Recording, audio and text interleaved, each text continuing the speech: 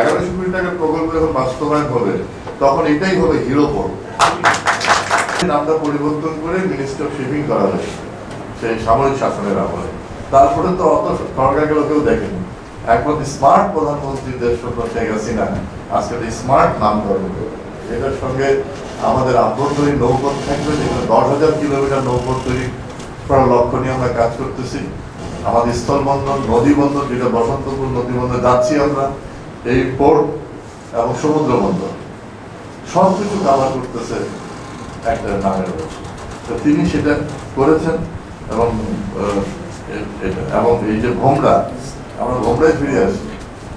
অনেক challenge sir বলেছেন এবং মাননীয় মন্ত্রীমণ্ডল বলছেন, আমাদের সংরক্ষিত সদস্য বলেছেন যে যে সমস্যাগুলো বলেছেন এগুলো সমস্যা সবগুলো সমাধান সম্ভব, সবগুলো সমাধান হবে। আমার ধারণা আমাদের চেয়ারম্যান আন্তরিক আছেন, প্রত্যেকটা সমস্যার সমাধান এখানে করা সম্ভব। আর সবচেয়ে বড় কথা, যে কথাগুলো আপনারা বললেন যে এখানে কিন্তু 3500 কোটি টাকার একটা প্রকল্প আমরা নিয়েছি, তার মধ্যে 1100 কোটি টাকা কিন্তু আপনার প্রায় 1200 কোটি টাকায় ভোমরা স্থলবন্দরের ডেভেলপমেন্টে খরচ হবে, 1170 কোটি টাকা। এই 1170 কোটি টাকা যখন এখানে বাস্তবায়ন হবে তাহলে এই ভোমরা বন্দরের চিত্রই পাল্টে যাবে। এবং যেটা আমরা আলোচনা করছিলাম, ঢাকা থেকে কাছে এবং কলকাতা থেকে কাছে, কারণ ভোমরা হচ্ছে যে ভোমরা নামটা এখানে তো মানে মধু, তো আপনার কাজে আমার মনে হয় আগামী দিনে যে প্রাণ কেন্দ্র হয়ে যাবে। চেয়ারম্যান বলতেছেন যে মানে কি বলে বেনাপোল দেখার জন্য, আমি তো মনে করি যে আগামী দিনে ভোমরা দেখার জন্য সবাই।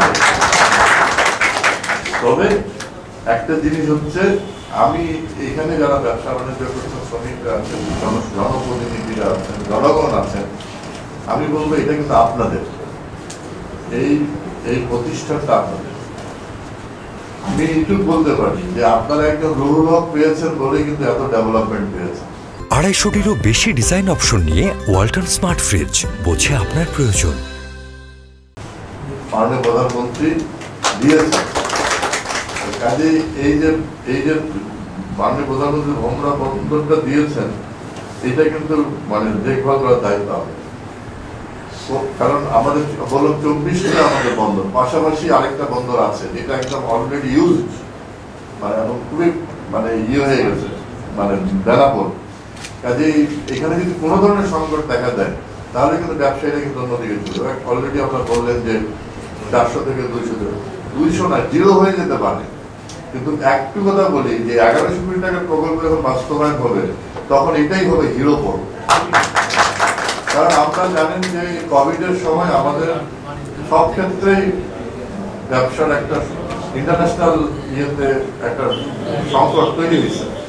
আমাদের চট্টগ্রাম বন্দরে আমাদের যে পরিমাণ কন্টেইনার আসতো সেই পরিমাণ কন্টেইনার এখন আসে না, যে পরিমাণ জাহাজ আসতো সেই পরিমাণ জাহাজ আসে না, কারণ ভলিউম গুলো কমে গেছে, অনেক কমে গেছে। জিনিসপত্রের দাম বেড়ে গেছে, জিনিসপত্রের দাম বেড়ে যাওয়ার কারণে অনেক কিছুর সংকট আছে। কারণ রাশিয়া ইউক্রেন যুদ্ধ এবং যে বর্তমান যে পৃথিবীতে টালমাটাল অবস্থা চলতেছে, অর্থনীতি এবং পাওয়ার মানে যে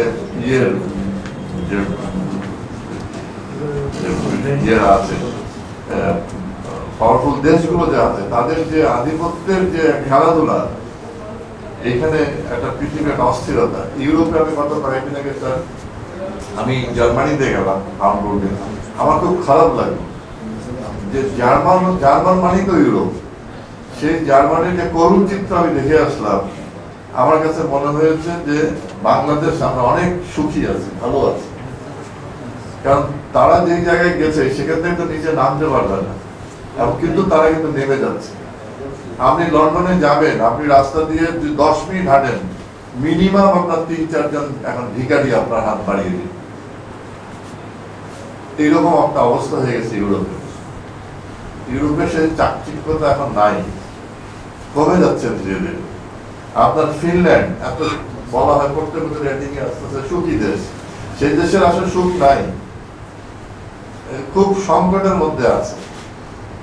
তো কাজে আমরা সেই জন্য ভালো আছি, এবং সেই জন্য আমি বলতেছি যে এটা যেন এই বন্দরটা যেন কোনো সংকটের মধ্যে না পড়ে।